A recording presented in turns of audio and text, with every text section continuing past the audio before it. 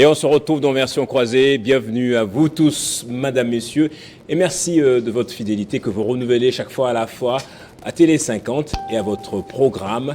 Félix Tshisekedi a repris, on va le dire, ses voyages à l'extérieur du pays après avoir fait Namibie où il a participé aux obsèques de l'ancien président Hage Geingob. Il a fait Luanda, il s'est retrouvé en Belgique, on va le dire, où il a rencontré à la fois le Premier ministre, mais également eu des entretiens avec des ambassadeurs d'Afrique centrale qui se retrouvent justement à l'Union européenne. Qu'est-ce que cela a pu produire? Quel en était justement aussi l'objectif? On va parler aussi ici au pays de la dénonciation qu'a faite l'Ensemble pour la République qui a dit que l'Union sacrée de la nation veut lui prendre ses sièges. On en discute avec Jacques Ndala de l'Ensemble pour la République. Bienvenue à vous.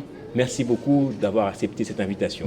Merci Gaëtan, merci à l'équipe technique. Et mes compliments, mes salutations à mon co-débatteur. Justement. Alors, votre co-débatteur, c'est Patrick Smalto Tchaba, de l'UDPS également, à qui l'invitation a été lancée au dernier moment et nous a fait l'honneur d'être là. Bienvenue à vous également. Merci beaucoup, merci Gaëtan de m'avoir invité aujourd'hui. Il est vrai qu'on m'a pris à pied levé, mais étant donné que nous sommes la République démocrate, et nous sommes venus uniquement pour défendre la patrie, quoi. Tout à fait. Je remercie mon frère Jacques Ndala. Je l'ai vu longtemps qu'il était en prison en passant. Il est en liberté à cause de la justice des fatigues qu'il a instauré dans les pays. Gloire au Seigneur. Je sais il n'a qu'à applaudir par rapport aux bienfaits que ce régime est en train de faire. C'est vrai qu'il a bonne vie maintenant. Tout à fait. Bouchakira, il est vrai. C'était avant-hier, d'ailleurs, avant-hier, qu'on a jeté d'ailleurs sa demande de liberté provisoire. Tout à fait. Et je pense que mon frère, le DG Kassamba, je suis en passant, il avait posé une question majeure auprès du chef de l'État. La réponse a été claire. Bientôt, je pense que notre journaliste Bouchakira sera en liberté par rapport à l'implication du chef de l'État parce que le DG Jean-Marie Kassamba avait plaidé pour sa cause, pour que le chef de l'État puisse s'impliquer dans son dossier. Jacques Ndala, je commence par vous. Le jeudi dernier, il y a une semaine, le chef de l'État avait dénoncé le projet d'entente signé entre le Rwanda et l'Union européenne. Et lui-même a fait le déplacement jusqu'en Belgique, le siège même de l'Union européenne, peut-être pour en discuter de vive voix avec les autorités. Mais finalement, dans le communiqué que sort l'organisation, on ne remet pas en cause ce projet d'entente. Qu'est-ce qu'on peut comprendre de cela, en fait? Mais je crois que Gaëtan, nous avons une très mauvaise habitude de d'engager certains débats, de les prendre aussi à la légère. Quand vous parlez de l'Union européenne, c'est une organisation sérieuse, qui est introduite à tous les niveaux, dans tous les pays du monde, qui a même les services de renseignement le plus équipés, n'est-ce pas, dans le monde. Ces gens prennent des engagements avec un État indépendant, souverain, le Rwanda, que vous, étant aussi un État indépendant, souverain, le Congo, que vous accusez d'être celui qui vous agresse, qui vous tue, qui vous martyrise pour voler vos ressources. Mais c'est quand même aussi documenté. Hein. Non, je n'ai rien dit. Je n'ai pas dit que c'était faux. J'ai dit, nous accusons. En fait, je me mets à l'évidence. Parce que pour débattre sur une question comme celle-là, je dois vraiment sortir de ma peau, voir comme analyste. Ces gens, vous dites qu'ils font une déclaration après, en faisant semblant, j'ai vu votre communiqué tout à l'heure, l'Union européenne souffle le chaud et le froid. Mais non, mais comment voulez-vous que l'Union européenne ne souffle pas le chaud et le froid quand vous n'êtes pas crédible? C'est la question.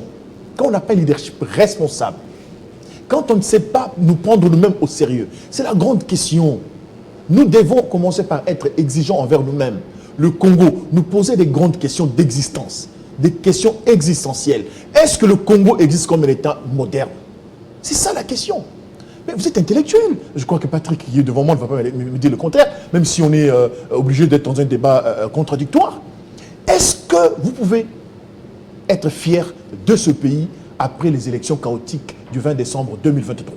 Est-ce qu'on peut être sérieux? Est-ce qu'on peut être considéré comme un État souverain, comme un État moderne? Quand on va dans une guerre avec un pays voisin, et le chef de l'État, dans une communication publique, dans un média public, qui déclare soutenir, encourager une milice ou encore une force d'autodéfense, pendant qu'un État moderne, nous devons avoir une armée. Il y a toute une question de crédibilité, de sérieux, de responsabilité. D'abord, commençons par nous-mêmes. Commençons par réfléchir par ce que nous sommes. Est-ce que nous sommes une nation? Avant que les autres nous prennent au sérieux. Donc Tshisekedi n'a rien fait en 5 années, justement, pour faire en sorte qu'on soit crédible aux yeux du monde. Il a fait beaucoup de voyages. Il est reçu d'égal à égal. Il est reçu comme votre président, Alexandre Descroix, a dit que nous sommes aux côtés de la RDC, justement pour que sa souveraineté soit assurée. La question, vous l'avez, parce que nous vivons aujourd'hui, à travers... Mais attendez, la communauté internationale se moque de nous. Vous le dites tous les jours. Est-ce que vous faut me poser la question? Tout le monde dit la communauté internationale ferme les yeux. Vous vous plaignez en fait. Mais c'est la réponse à votre question. Pour dire qu'évidemment, le chef de l'État fait autant de voyages sans des résultats escomptés. Nous devons nous replier. Nous devons rester au sein de ce que nous sommes comme État, nous poser des grandes questions. J'insiste, des questions existentielles. Est-ce que nous existons comme un État, comme un sous-État, ou nous n'existons pas? Parce que comme nation déjà, vous savez que nous n'existons plus comme nation.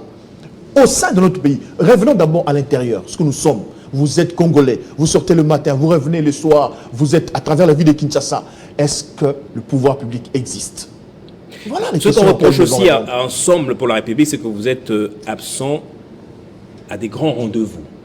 Notamment ce projet d'entente, Martin Fayulu a sorti un communiqué ou pratiquement a tweeté pour s'en prendre un peu à l'Union européenne en disant que c'est une politique de 2 poids, 2 mesures. Pourquoi est-ce que nos morts ne compteraient pas? En tout cas, parce que dans le communiqué de l'Union européenne, on a fait allusion seulement au génocide de Tutsi. Pourtant, on a des millions de morts côté congolais, mais aucune réaction de la part de l'opposition. Comment construire cette nation alors qu'on ne sait pas comprendre la position de votre parti, notamment? Non, mais Gaëtan, vous dites, Martin Fayulu a fait une déclaration, après vous dites, aucune déclaration au sein de l'opposition. Vous, Ensemble pour la République, je précise, Ensemble pour la République. Oui. Pourquoi à chaque fois qu'il y a des situations alarmantes, vous voulez que Ensemble puisse faire une sortie spectaculaire? Pourquoi? Nous pensons... Regardez Moïse, regardez, observez bien ce qu'il est. C'est un monsieur discret.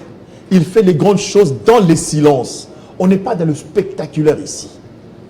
Mais attendez, avant les élections ici, on a accusé Mobutu, Katumbi, pardon, de ne pas citer Kagame, de ne pas parler du Rwanda, comme si Katumbi disait que c'est le Rwanda qui nous a agressés, ou c'est le Rwanda ou c'est Kagame, ça allait être la fin de la guerre. Pendant ce temps, celui qui est censé être le commandant suprême, qui doit assurer la sécurité de chacun de nous, n'a jamais dit une seule fois, si vous avez la vidéo, vous pouvez le faire, ou peut-être Patrick, qui va le défendre tout à l'heure, va nous le dire, Tshisekedi n'a jamais dit qu'on était en guerre contre le Rwanda. Aucune fois. À chaque fois qu'il prend la parole, il parle d'agression. On n'est pas agressé, on est en guerre contre le Rwanda. Il doit le dire clairement. Mais vous savez pourquoi il refuse de le dire? Parce qu'il sait qu'on n'a pas les moyens de faire la guerre contre le Rwanda. Il nous l'a promis, est-ce qu'il a fait? Pendant la campagne, l'escarmouche, lisez mes lèvres. Vous avez besoin d'un chef d'État comme celui-là aujourd'hui dans ce pays-là, qui est en train de faire ses sorties spectaculaires sans trouver des solutions aux vraies questions des Congolais. Nous avons besoin d'être sécurisés. Et c'est son devoir. Et nous avons l'obligation de le lui demander à chaque fois et insister. Nous devons être, moi et Patrick, mon frère Patrick qui est là, nous devons être exigeants auprès du président de la République. Parce que là, il est nourri, il voyage, tout ce qu'il fait à nos frais. Donc, il a l'obligation de nous sécuriser. Arrêtez de parler des Katumbi, qui ne représentent rien aujourd'hui au niveau de la gestion de la chose publique, encore et surtout moins, Martin Fayulu. C'est un grand leader, en tout cas. Mais qu'est-ce qu'il a comme responsabilité? Deuxième lors de la présidentielle précédente. Qu'est-ce que Katumbi a comme responsabilité aujourd'hui dans la gestion de la chose publique? Mais il a des contacts aussi. Alors, puisque vous avez parlé d'escarmouches, les médias ont fait état de 2 bombes qui ont ciblé la cité de Saké ce jeudi même. Des blessés ont été évacués vers la ville de Goma pour des soins et de nouveaux affrontements ont été signalés aussi, toujours dans la ville de Saké, et des milliers de déplacés. Voilà, d'autres escarmouches. J'en viens à vous, Patrick Smalto. Tshisekedi qui va jusqu'en Belgique et rencontre Alexandre Descroix. C'était pourquoi, en fait, cette visite? Vous savez, je vais vous adresser mon frère Gaëtan, m'adresser mon frère Jacques Ndala, que lorsque nous cherchons la paix en RDC, on peut suivre, même il faut faire appel même aux anges, pourquoi pas Dieu lui-même soit au diable, uniquement pour que le peuple congolais se retrouve dans la sérénité. Mon frère Jacques Ndala dit qu'il ne veut pas que son président puisse faire des sorties médiatiques spectaculaires. Non, non. Moïse Katumbi, je lui donne beaucoup de respect, c'est un leader. Et il doit donner son point de vue par rapport à la guerre qui est au niveau de l'Est, qui a pris plusieurs années. Fachi a hérité une femme qui n'appartenait pas. Fachi a hérité la guerre que Jacques Ndala connaît. Jacques Ndala était avec Kabila hier. Il parlait bien avec lui. Mais comment expliquer quand il parlait avec les régimes kabylistes? Il n'a pas pu trouver les moments pour parler concernant les gens qui sont morts à l'Est. Il n'a jamais Tu sais qu'il n'a pas hérité du M23. Excusez-moi. Oui.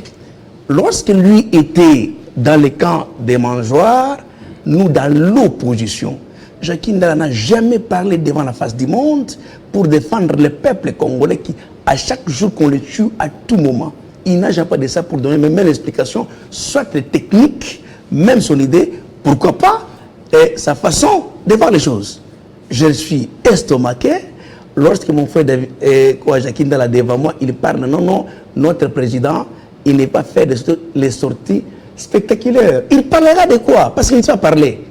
Pardon? Il ne sait pas parler, Moïse Katumbi. Martin Fayulu n'a pas parlé, il a tweeté quand même, c'est compréhensible. Laissez-moi parler. Oui. Il va parler quoi? Parce qu'il était hier, il a dirigé notre province de Lubumbashi, de Katanga, pendant plusieurs années. Il était dans les fiefs, dans les caciques du PPRD. Fachi arrive, il trouve la guerre. Ce n'est pas Fachi qui a commencé la guerre. Il trouve quelle guerre? Excusez-moi. Il trouve la guerre. Quelle guerre? Il cherche la guerre qui est à l'Est. Attendez. Pas le M23 alors. Non, M23, tout ce qui se passe à l'Est. Ouais. Fachi a trouvé ça. Fachi est en train de chercher à tous les niveaux comment chercher la paix en RDC à qui Kabila a trouvé la guerre. Les Mousset a commencé la guerre, les Kabylie et tout consort, malgré les accords signés concernant d'ailleurs ce qui se passe au niveau de l'Est. Aujourd'hui, Fachi est en train de chercher par quels moyens trouver la sérénité. Pourquoi pas installer la vraie paix avant de terminer le Congolais se pose bien la question de savoir. Il a fait Namibie, il a fait Luanda. À Namibie, il a rencontré les médiateurs Joao Lourenço. Il y a eu une autre réunion quelques jours plus tard à Luanda et il va en Belgique. C'était pour que l'on puisse annuler ce projet d'entente où il est parti en Belgique parce qu'il a l'habitude d'y aller aussi. Il a beaucoup d'affaires, beaucoup de gens aussi. Mon frère, laissez-moi parler, Gaëtan. Lorsque Jacques Ndala a parlé, tu étais calme. Mais pourquoi tu es agité? Laissez-moi parler, je vais m'exprimer. Mais pourquoi quand je commence à parler, automatiquement tu commences à me couper? Non, laissez-moi parler comme lui parlait, était dans le calme. Dans la bourgeoisie d'ailleurs. Personne ne pouvait pas le contredire parce qu'il parlait. Laissez-moi aussi parler pour ne pas me couper le fil d'idées. D'accord. Je répète encore, quand vous nous parlez aujourd'hui que non, pourquoi Fachi est en train de faire les voyages par-ci par-là? Toi tu le sais. Tu es branché. En tout et pour tout. Fachi est à la recherche de la paix. Parce que le second quinquennat que Fachi a aujourd'hui, il veut tout simplement qu'avant qu'il puisse partir, qu'il laisse la paix au vrai sens du mot à l'est de la RDC. Le voyage qu'il faut être en train de faire, ce n'est pas aller manger le beefsteak. Le voyage qu'il faut être en train de faire, ce n'est pas le voyage de tourisme. C'est le voyage où, d'ailleurs, il met sa vie en jeu. En danger d'ailleurs. En Belgique, il a passé son temps à la Belgique. Attendez, il prend les avions, non? Oui, ok. Il prend les avions. Est-ce qu'il n'est pas resté aussi à la maison, en tant que président réélu d'ailleurs, rester à la maison calmement, en train de réfléchir à autre chose? Automatiquement réélu et le gouvernement n'est pas encore en place. Il prend son avion à la recherche de la paix. Il faut dire merci à ses compatriotes. Aucun président n'a jamais fait ça. Si mon frère Jacques Ndala Fachi devant la tribune, il n'a jamais parlé de quoi? De la guerre à l'Est. Je m'inscris en faux. Kabila n'a jamais parlé en aucun jour que nous sommes agressés par le Rwanda. Il a dit... Si vous avez les images, je vais lancer ça, mon frère. On saura le trouver au cours de cette émission. Mais il a dit, en peu de mots, peut-être c'est le Rwanda. C'est le Rwanda, il a dit. En quelques mots, tout simplement. Non, Fachi aujourd'hui, il cite Kagame. C'est Kagame qui est la pièce motrice de la guerre à l'Est. Kabila n'a jamais cité Kagame, en aucun jour. Vous et nous suivons tous, quels que soient les réseaux sociaux, quels que soient les médias, et nous les suivons. Kabila n'a jamais parlé de ça. Mais aujourd'hui, mon frère Jacques Ndala vient aujourd'hui pour dire, non, écoutez, la guerre à l'Est. Mais Fachi a hérité une femme qui ne l'appartenait pas. Fachi hérite la guerre qui lui n'a pas commencé. Mais Jacques Ndala le sait. La guerre vient d'où? Il sait, non? Et il connaît même l'accord de paix signé par Raymond Tchibanda pour la guerre en question. Fachi n'était pas chef de l'État. Mais quand Fachi est chef de l'État, il est en train de chercher par tous les moyens comment installer la paix en RDC. Et lui, Jacques Ndala, même les marchés étaient fermés. C'était fermé, mais Fachi arrive. Il cherche comment on peut arriver à trouver la paix. C'est pourquoi nous devons nécessairement s'incliner par rapport à ces dignes fils du pays qui cherchent à tous les niveaux que la paix soit installée à l'est de la RDC. Félix Tshisekedi passe par la Belgique et l'Union européenne sort un communiqué en disant le Rwanda doit immédiatement retirer ses troupes de la RDC. Pas de solution militaire à la crise entre la RDC et le Rwanda. Il faut un dialogue, un narratif qu'on connaît très bien. Et ce n'est pas la première fois justement que cette organisation le dise. Et finalement, quant à ce qui nous concerne, elle dit ceci: l'accord UE-Rwanda vise à accroître la traçabilité et la lutte contre le trafic illégal de minerais. Est-ce un gain de cause obtenu par Tshisekedi ou encore un échec qui vient de suyer? Le dialogue est une vertu cardinale. Vous savez, pour terminer la guerre, il y a plusieurs façons.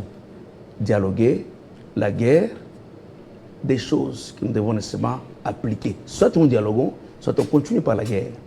Quand Fachi, il va passer au niveau des dialogues, et il a été clair, si nous voulons aller au niveau des dialogues, qu'est-ce qu'il faut? Que les troupes rwandaises qui se trouvent au niveau de la RDC doivent certainement partir. Il a donné des conditions sine qua non à qui le Rwanda doit s'incliner par rapport à ces recommandations. Si le Rwanda n'accepte pas tout cela, je pense que les mots, d'ailleurs, remercier les groupes terrain parce que Fachi, aujourd'hui, a révélé le mot escarmouche, à qui plus de Congo ne connaissait même pas, et aujourd'hui, tout le monde en parle, escarmouche, saute mouton, c'est Fachi qui amène ça, c'est le professeur. Là où il est, je suis en passant. Même Jacques Ndana, j'ai prononcé ça. Je le connais en aucun jour. Escarmouche, aujourd'hui, ça devient maintenant même un enfant qui dit escarmouche. Donc un chef de l'État qui donne même des vocabulaires à la population congolaise. Mais il a renié ça pratiquement le jeudi dernier. Non, il a renié quoi? En disant qu'il peut avoir... Mais il y a eu deux escarmouches aujourd'hui, deux bombes qui ont ciblé la cité des Saké. Tu ne parlais pas d'escarmouche Kaïta. Je te connais très bien, je te suis à tout moment. Je n'ai parlé de ça, même ici à la Télé 50. Mais si Fachi aujourd'hui, il soulève un vocabulaire qui a été cas de dictionnaire, ou Jacques Ndala qui doit aussi ressusciter ce vocabulaire par rapport à escarmouche, disons merci. Donc, quant à ça, je demande tout simplement que c'est la paix que Fachi cherche. La paix que Fachi cherche, ce n'est pas pour le nom de Maman Marthe. Il ne cherche pas la paix pour sa femme, il ne cherche pas la paix pour sa famille, il cherche la paix pour la population congolaise, longtemps oubliée pendant plusieurs décennies par les présidents qui nous ont précédés. Jacques Ndala, de plus en plus des langues se délient, même au sein des parlements du monde. Notamment, on a suivi, vous avez suivi dans le journal aussi, ce député français, ce parlementaire européen qui a condamné l'agression dont on est victime et le projet d'entente, justement. C'est que les déclarations, ça fait quelque chose aussi, finalement. C'est ce qu'on attend aussi de l'Ensemble pour la République. Mais Gaëtan, un instant. J'ai comme l'impression qu'on est dans un jeu de mots, oui, où de nombreux Congolais qui nous suivent en ce moment, oui, veulent nous entendre parler de ce que nous vivons comme problème. On est ici en direct Télé 50, oui, discuter en costume cravate. Après, on va prendre un petit taxi, rentrer à la maison, manger. Il y a de nos frères qui meurent. Vous venez de le dire tout à l'heure. Il y a une bombe qui vient de tomber, encore une fois, sur le territoire national. Pendant ce temps, nous, on ne sait pas jeter une bombe sur Kigali. On ne sait pas le faire à Gisenyi. Quand vous posez la question à Smalto, j'ai beaucoup de respect pour vous. Vous lui posez une question sur l'État, notre pays, les problèmes de notre pays. Il vous parle des Katumbi qui ne sait pas parler. Il vous parle d'un nouveau mot dictionnaire de M. Tshisekedi, professeur. Revenons d'abord sur escarmouche. Marius Munga pose la question au président de la République, devant les médias publics, en direct. Vous avez parlé d'escarmouche. Vous avez dit, lisez sur mes lèvres. Oui. À la moindre escarmouche, j'ai réuni les deux chambres du Parlement, je lance la guerre contre le Rwanda. Le chef de l'État dit, devant les médias, ça c'est un professeur qui dit, hein, et lui évidemment, il traite l'escarmouche comme étant des velléités, peut-être quoi les termes, j'ai oublié encore, des velléités belliqueuses. Ça c'est un président de la République qui dit. Bon, écoutez, ce sont mes velléités belliqueuses. Mais allez-y, Patrick, si vous plaît, prenez votre dictionnaire, il y a un dictionnaire dans votre téléphone, Google, prenez aussi le téléphone, écrivez définition velléité belliqueuse. Allez-y, on est en je peux définir velléité et belliqueuse. Allons-y, vous savez ce que ça veut dire? Ce sont des relents, des sentiments pratiquement, oui. Volonté faible. Volonté faible, qu'on refoule, oui. Qui reste sans effet. Ouais. Donc, un chef de l'État qui prend la parole devant la nation, et après, il s'en redit pour dire ce que j'avais dit, c'était des propos faibles qui n'avaient rien à voir. Intention hésitante, timide, non suivie d'action. Et vous appelez monsieur professeur. Smalto, c'est parce que vos frères et sœurs sont à Kinshasa, je ne sais où, ils vivent en paix. Vous dites, monsieur Tshisekedi en d'autres termes, il a voulu dire qu'il a été émotif en ce moment-là. Velléité belliqueuse, on peut le dire. Heureusement, vous le dites. Oui. Est-ce qu'un chef de l'État, dans ces conditions, peut être émotif? Il peut être émotif devant un média. Ça veut dire qu'il est prêt à défendre sa nation. Pas du tout. Pas du tout. Un chef de l'État, d'abord, de par la Constitution, celui, le garant de la nation. Il est le commandant suprême des armées. C'est lui qui décide, qui déclare. Je reviens, s'il vous plaît, soyez gentil, laissez-moi parler. Il dit... Félix a hérité la guerre, d'accord, ok? Donc, pendant que Félix prenait le pouvoir en 2019, le Congo était en guerre. Contre quel pays? Il va nous le dire tout à l'heure. Si nous étions en guerre contre la Zambie, on était en guerre contre le Congo-Brazzaville, ou c'était en guerre contre le Rwanda, le Burundi, la guerre qu'il a héritée, qu'il a dit de Mzee, Joseph Kabila, ainsi de suite. Joseph Kabila, qu'ils ont traité de Rwandais pendant tout ce temps-là, c'était le Rwandais. À aucun moment, Joseph a dit que Kagame était son frère. Quand Tshisekedi disait que Kagame était son frère, quand Tshisekedi se posait la question seul, je ne comprends pas pourquoi on traite Museveni et Kagame des petits diables, des petits démons. Là, on n'était pas en guerre. C'était à quel moment? C'était en quelle période? Est-ce qu'on peut se situer? Nous sommes devant quelqu'un, excusez-moi les termes, qui prend la parole quand il ne faut pas la prendre et qui dit des choses qu'il ne comprend pas et qu'il ne maîtrise pas. Et ça, moi je regrette que ce genre de personnes passe dans les médias pour défendre quelqu'un qui, aujourd'hui, a le destin de nos enfants entre ses mains, avec autant de légèreté, s'il vous plaît. Tshisekedi s'était défendu ce jour-là en disant que tout au début de son mandat, il a tendu la main pour voir dans quelle mesure collaborer avec le Rwanda et les pays voisins. Quand on est en guerre, quand on prend le pouvoir, pendant que le pays est en guerre, c'est-à-dire, je commence ma campagne, je vais diriger le Congo, parce qu'il a posé la question ici, le point de vue de Katumbi pendant cette période. Mais le point de vue de Katumbi, il a donné. Katumbi a dit clairement devant les gens, devant tout le monde, devant les médias, si j'ai le pouvoir dans 6 mois, je me fais à cette aventure. Ce n'était pas un point de vue.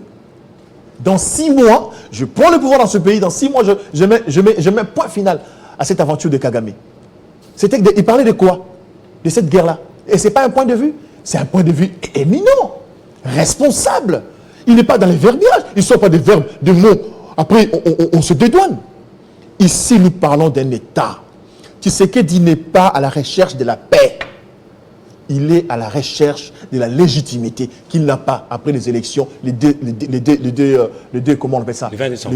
Les deux processus électoraux que nous avons dans ce pays. Ah bon, il a été réélu à plus de 70%. On n'a jamais eu des élections ici l'année passée, en 2020. Je vais prendre Smalto rapidement, on va changer de... Je chute par là, Smalto va parler. Oui.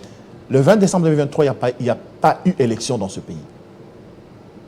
Si vous ne le dites pas aujourd'hui, l'histoire le dira.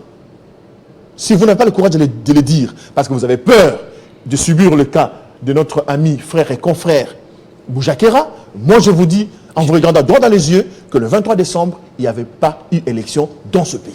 Bon, je ne peux pas le dire parce que je n'en ai pas de preuves, malheureusement. Non, mais le preuve, ce sont les machines qu'on a vues dans les mains des particuliers, des candidats. Quelle preuve vous voulez encore? Patrick Smalto, le président de la République est sur le point de rentrer au pays, pourvu qu'il revienne en tout cas. Si ce projet d'entente persiste et continue, puisqu'il avait dit qu'il faut que l'on envoie un message fort à l'endroit de l'Union européenne pour qu'elle change des décisions, si elle continue, quelle sera la prochaine démarche justement? Parce que nos minéraux vont passer par le Rwanda. Merci beaucoup. Je vais d'abord recadrer mon frère Jackie Ndala. Il a dit que Fachi avait dit à la moindre escarmouche, il va réunir les deux chambres en congrès pour attaquer le Rwanda. Et ce que mon frère a dit, la question que j'ai posée à Jacques Ndala, est-ce que les 2 chambres existent? Ça n'existe pas. Ça n'existe plus. Mais il va réunir quelle chambre? Il faut attendre lorsqu'on va installer 2 chambres. C'est à ce moment-là, il peut réunir 2 chambres. Donc 2 chambres n'existent pas. Jacques Ndala me dit, Fachi n'a pas d'escarmouche encore. Même Moïse Katumbi a parlé pendant la campagne pour condamner, laissez-moi être président de la République, je vais installer la paix à l'Est.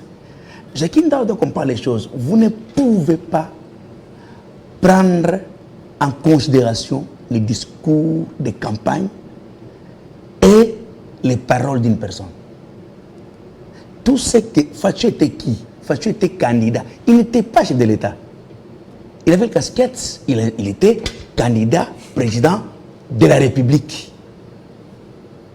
Et quand il parlait comme candidat et non président de la RDC.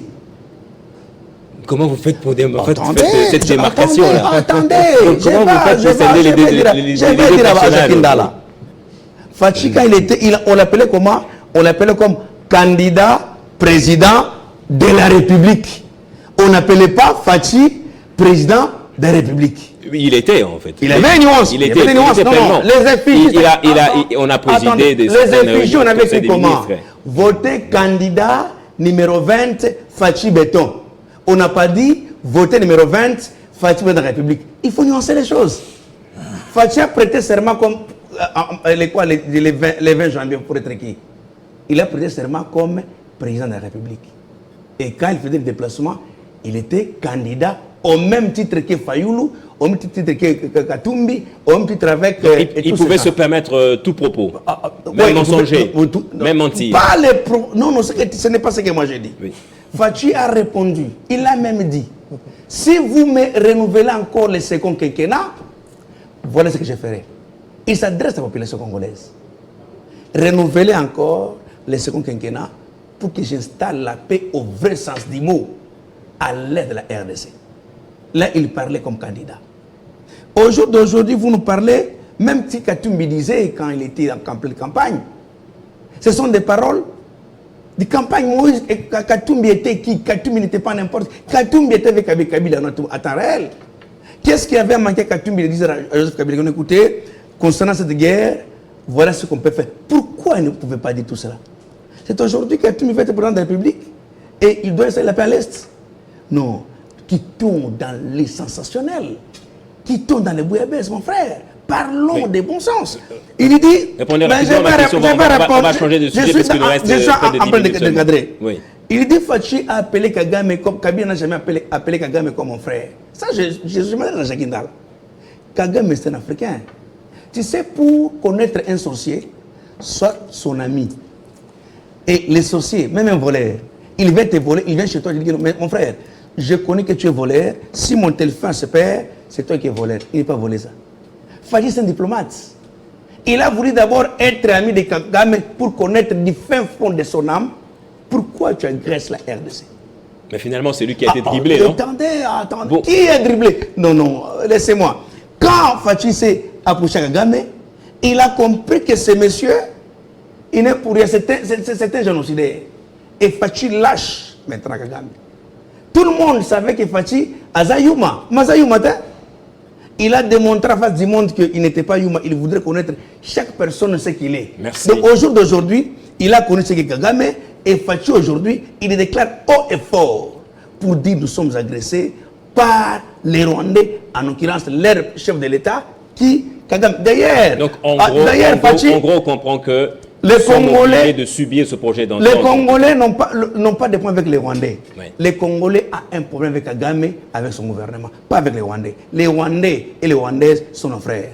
Merci. Mais c'est le gouvernement qui a un problème avec nous, en commençant par Kagame. Merci beaucoup, Patrick Smalto. On va changer de sujet. On va parler de sujet qui est justement mentionné en bas.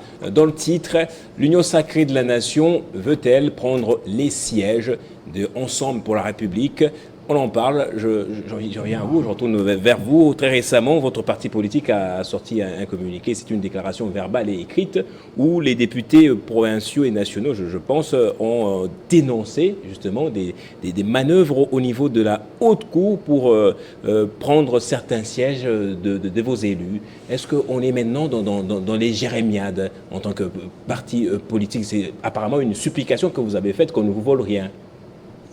Je crois que je vais revenir à la question, elle est pertinente et importante, mais j'aimerais quand même attirer l'attention de nos compatriotes et ceux qui nous suivent, évidemment, ceux qui ont choisi le Congo comme leur seconde patrie, sur ce que dit notre frère Patrick Smalto sur la gestion de la Respublica. Il pose la question quand Félix dit à la moindre escarmouche, il va réunir les deux chambres, est-ce que des chambres existent? Donc, les deux chambres du Parlement n'existent pas. Nous sommes dans quelle république? C'est quelle forme là? Les Congos à quelle forme? C'est pourquoi je dis que ces amis qui gèrent le pays aujourd'hui, ils ne savent pas que nous sommes dans un État moderne. Dites-moi, Patrick, s'il vous plaît, viens nous joindre. S'il vous plaît, ici on parle de la vie de notre État. Oui. Il y a nos enfants qui nous suivent. Oui. Il y a des compatriotes qui nous suivent. Tout à fait. Le Congo n'a pas de gouvernement donc. Exact. Il n'y a pas de gouvernement. Non. Jacques Ndala. Le gouvernement est démissionnaire. Ouais. Mais il continue à même si le président, même s'il a violé la Constitution. Non, la parole du chef d'État, c'est une loi.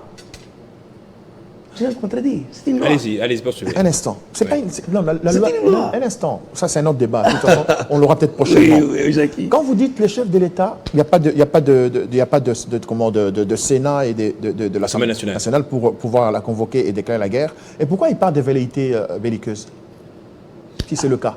Ah, ok. C'est la question. Non, il peut répondre. On y va. Non, poursuivez. Et vous dites ici, on ne peut pas prendre au sérieux les discours des campagnes. Il faut ajouter. Vous ne pouvez pas prendre au sérieux les discours des campagnes de Tshisekedi. Ajoutez ça. Non, c'est pas ce que je dis. Non, j'ai dit, moi je vous demande d'ajouter. Je vous demande d'ajouter. Dites aux Congolais, malheureusement c'est donc son dernier mandat, dites aux Congolais que tout ce que Tshisekedi avait dit pendant qu'il était en campagne, parce qu'il n'était pas chef de l'État, mais on l'a vu quand même rouler, prendre des avions, sa sécurité, tous les services de la présidence étaient avec lui, et il a même utilisé les moyens de l'État pour pouvoir sa campagne, et vous nous dites qu'il était simple candidat, qu'il n'était pas président de la République. On est dans quoi? On ne comprend pas. Alors, c'est la même chose avec l'Allemagne d'Afrique, à l'époque. C'est la même promesse faite pour dire, bon, dès que je serai président, je vais mettre mon quartier général dans l'Est du pays.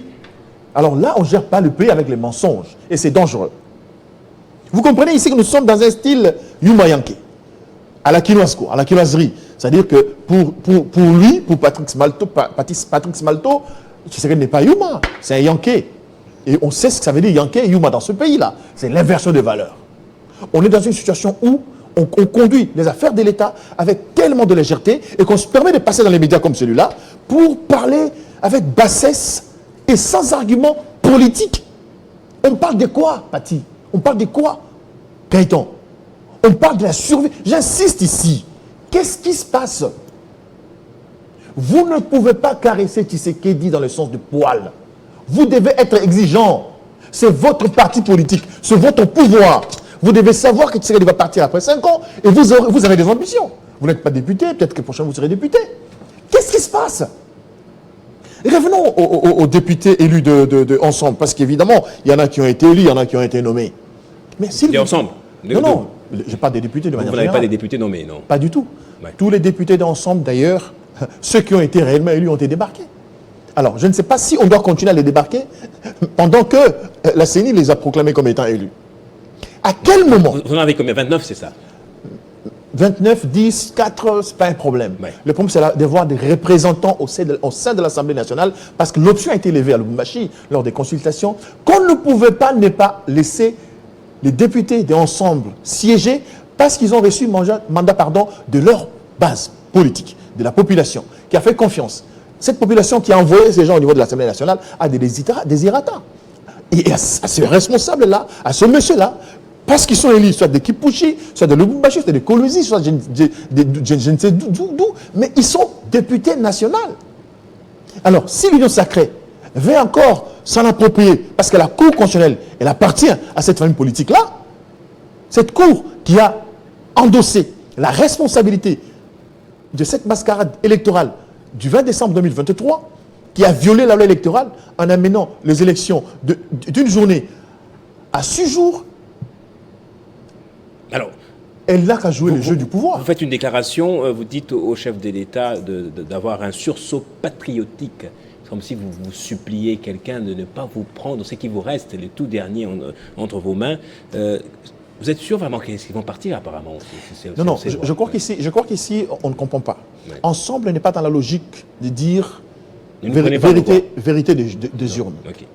On en appelle au bon sens, au sens patriotique. Nous croyons que ce pays aujourd'hui, au-delà de tout ce qui s'est passé, a un chef de l'État, le grand de la nation, en qui on peut encore avoir confiance d'une manière ou d'une autre. Je ne pense pas que c'est un péché à pouvoir l'interpeller, avoir les choses, à pouvoir exiger que les choses se passent autrement. Vous avez, j'ai vu dans votre bulletin de tout à l'heure, c'était le journal, le bulletin, vous avez présenté. Le journal. C'était le journal. Oui. Vous avez dit, la CENI a fait un communiqué exigeant aux députés nationaux de ne pas être affairistes dans le vote des sénateurs et gouverneurs. Oui. Non, mais c'est un système. C'est un système qui est installé, qui date depuis 2006. Nos élections sont des élections corrompues. Encore pire, les plus mauvaises élections que dans l'histoire du monde, particulièrement dans l'histoire du Congo. Alors vous demandez à ces gens de pouvoir respecter, n'est-ce pas, l'éthique et la déontologie, pendant que vous qui êtes l'organe qui a organisé les élections, qui les a placés là, vous n'avez pas respecté ces choses. Vous allez dire quelque chose de son contraire. Et si on vous prend des sièges, qu'est-ce qui va se passer après? On nous a déjà pris assez de sièges, qu'on les prenne, qu'on le laisse, les destins vont en décider. Ok. Ouais. Alors, il y a cette information qui vient de tomber même, tout à l'heure même.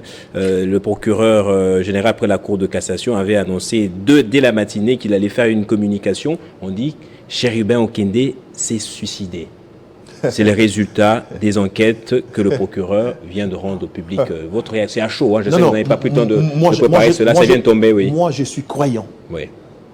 C'est officiel, c'est la justice. On vient de découvrir ensemble. Oui. Je suis croyant. Oui. Je pense que, comme l'a dit mon cher Chancel Mbemba, la justice de Dieu, il y en a. C'est-à-dire que dans la vie, faites tout ce que vous voulez faire. Vous savez, dans l'histoire du monde, hein, on peut tout manigancer, on peut monter des scènes, on peut faire des déclarations, mais après, l'histoire corrige toujours. L'avenir va corriger l'histoire. Chérubin est parti, sa famille l'a perdu, suicidé, nous l'avons perdu. Suicidé, je ne sais pas pourquoi il va se suicider. On peut nous Vous êtes choqué par ces résultats? Choqué, c'est encore moi. Je suis mal en point. J'ai la chair de poule, croyez-moi. Je peux me couler mes larmes. C'est honteux. C'est grave. C'est gravissime. On va terminer avec vous. Patrick Smalto. Pourquoi l'Union sacrée veut tout avoir comme ça? Les quelques sièges, apparemment, on avait déjà pris des sièges à l'Ensemble pour la République, et là, on veut prendre les quelques 29 que le parti politique a. On vous appelle à un sursaut patriotique au moins. Finalement, c'est dans une dictature vers laquelle nous basculons. Vous savez, Gaëtan, je suis estomaqué de ne plus encore reconnaître Jacques Ndala devant moi. Jacques Ndala, je le connais, un garçon intelligent. Même lorsque il intervient, donc tu comprends ce qu'il dit, ce qu'il déclare, basé sur la rationalité. Aujourd'hui, Jacques Ndala a perdu les quintessences, même les valeurs démocratiques, pour défendre les républicains. Je ne reconnais plus Jacques Ndala. Qu'est-ce qu'il a fait encore? Pourquoi? La question a été posée par vous que l'Union sacrée veut-elle tout accaparer? Jacques Ndala a eu des difficultés de répondre à ça. Il a commencé à mélanger les torchons et les serviettes. Jacques Ndala. Pourquoi? Parce qu'il n'a pas suivi ou bien n'a pas allé du bon côté de l'histoire. Il est allé, il est un enfant perdu concernant la RDC. Oh là là. Jacques Ndala condamne les élections en disant qu'il n'y avait pas les élections en RDC. Ah, c'est que son président, il faisait du théâtre. Lui qui savait qu'il n'y a pas d'élection, mais il faisait du théâtre. Matata Pogno qui était avec eux, Matata Pogno aujourd'hui, il est allé pour être consulté chez Augustin Kabouya, que Matata Pogno ne pensait pas dans sa vie qu'un jour, Kabouya Augustin peut les consulter. Il ne s'attendait pas à ça. Mais aujourd'hui, Dieu confond les choses. Mata quitte Katumbi, il revient, il dit non, non, moi je vais être consulté, je vais travailler. Est-ce que pour venir à l'Union sacrée, il y a une chicotte? Les députés de l'ensemble, ils ont fait déclaration en disant que non, non, nous appuyons le chef de l'État. Pourquoi? Parce que il est élu par le peuple congolais. Ni chicotte, ni argent, ni véhicule, ni lobbying. Ils se sont rendus compte que nous devons nécessairement s'aligner derrière les fils du pays. Mais si on accuse aujourd'hui que nous écoutez l'Union sacrée, l'IDPS, celle d'abord, l'IDPS, celle, avec la majorité parlementaire. IDPS, celle, pour toute l'information. Mais on va prendre les députés, moins de 50 pour faire quoi avec eux? Il faut accuser les autres. Et non l'IDPS. Pourquoi on veut toucher au siège dans son pays? Qui a touché ça? Les députés de quoi de l'ensemble? Et il y a presque 2 mois passés, ils ont fait une déclaration en disant que nous sommes prêts maintenant pour servir la nation. Un député vient d'où? C'est l'émanation du peuple congolais. Ce n'est pas sa femme qui l'a amené là-bas. C'est le peuple congolais qui lui a donné mandat. Et il doit parler pour l'intérêt de la population congolaise. Mais aujourd'hui, mon frère Jacques Ndala déclare à haut niveau en disant, écoutez, on est en train de tuer l'ensemble pour récupérer les députés. Non, non, les députés ont compris pour suivre la voie de la raison. Mais si au jour d'aujourd'hui, nous faisons ce qu'on appelle la méthode comparative avec ce qui se passe aujourd'hui. Si Fachi a déclaré aujourd'hui, tout ce que Fachi a dit est en train de l'exécuter en mollo. Fachi a fait un discours de campagne comme candidat au chef de l'État. Il a commencé à exécuter les cahiers de charges, tout ce qu'il a promis. Et il a commencé déjà. C'est pour dire à mon frère Jacques Ndala qu'il est en train de dormir. Pour chuter, oui. La main, on a tendu la main à Jacques Ndala. Pourquoi? Le moment est arrivé. Tu es républicain. Rejoins-nous Jacques Ndala avec ton intelligence il y a un sujet très sérieux. Au nom de la République. Parce que même les peuples congolais ne sont pas contents avec vous. Les peuples congolais déclarent chaque jour, Jacques Ndala rejoint. Patrick Smato, pour terminer. Pour recevoir la partie. Pour Chérubin Okende s'est suicidé, ça, les résultats des enquêtes publiées par le parquet près la Cour de cassation. Vous venez de lire un texto Comment faire comprendre ça aux Congolais? Non. Chérubin Okende, c'est mon vieux. Oui. Je l'aime beaucoup par rapport à sa constance. C'était un député qui me donne l'envie de siéger au niveau du Parlement. Que son homme repose en paix. Il était laissé suicider jusqu'au niveau de Barumbo. Nous, on doit s'incliner à un rapport que la justice va nous donner. Que la justice va nous donner. C'est ce rapport, justement. Oui, si le rapport-là, parce que moi je n'ai pas vu ça. C'est la Cour de cassation, je l'ai lu à votre place. C'est les réseaux sociaux, on doit suivre ça si c'est vrai. Si c'est vrai. Si la justice déclare que Chérubin Okende s'est suicidé, je vais m'incliner par rapport à la justice. Merci beaucoup. C'était Patrick Smalto, Tiaba de l'UDPS. Bientôt, Jacques Ndala sera avec nous. Au nom de la République. Merci. Au nom du Congo. Tu es compatriote. C'est déjà la fin. Patrick Smalto, c'est la fin. Merci beaucoup. Vous avez pris la parole. Jacques Ndala, je salue merci à vous. Merci. En passant, merci beaucoup. Je suis venu le représenter. Merci. Je n'ai rien préparé. Il m'a pris à pied levé par le respect que je lui dois. Merci beaucoup. Donald Kabasele, merci, c'est compris. Il fait la mutation au niveau du Parlement. S'il vous plaît, Patrick Smalto. Jacques Ndala, merci à vous aussi. Je crois que vous avez dit tout à l'heure que le procureur venait de faire une communication selon laquelle Chérubin serait suicidé. Mais j'aimerais quand même qu'il nous dise, il s'est tiré ses balles trouvées dans son corps si c'était... Oui, malheureusement, je ne saurais pas voir la suite de sa communication. Nous sommes en direct, c'est tout ce qu'on a vu. On y reviendra peut-être le jeudi prochain. Vous avez mon invitation avec Donald Kabasele qui voudrait bien vous affronter. À lui, félicitations, il a été député. Donald Kabasele, félicitations, cher frère. Merci. Et heureux mandat. Merci. Un succès. Merci beaucoup. Merci à vous également d'avoir suivi ce numéro de Version Croisée. Et notre appel à participation vient d'être lancé. Kinshasa se prépare à élire ou à avoir un nouveau gouverneur. Alors, quels sont les potentiels candidats? Si vous voulez en débattre, écrivez-nous. En tout cas, on organisera des émissions comme ça.